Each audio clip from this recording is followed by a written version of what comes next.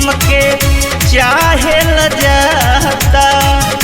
जिंदगी निभाए खातिर पहले बाटे वादा हमरो जवानिया के माठाया समहले बा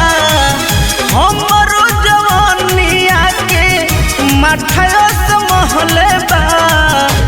शादी सेट रहे सखी यारवा बियाहवा कटले बा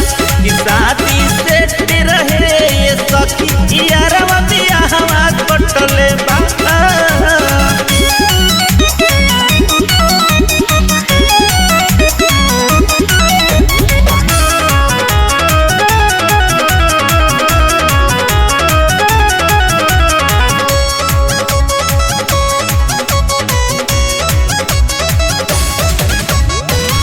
इनके चलते होला घर में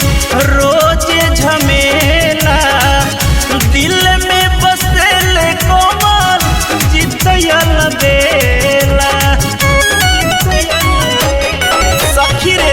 इनके चलते होला घर में रोज झमेला दिल में बसेले कोमल जितयल बेला जब भी जान संजय जाता बलाते गाल कटले बा जब भी जान संजय जाता बलाते गाल कटले बा शादी सेट रहे सखी यारवा बियाहवा कटले बा शादी सेट रहे सखी यारवा बियाहवा कटले बा। आहो अपने ना करे शादी नाही करे बेटा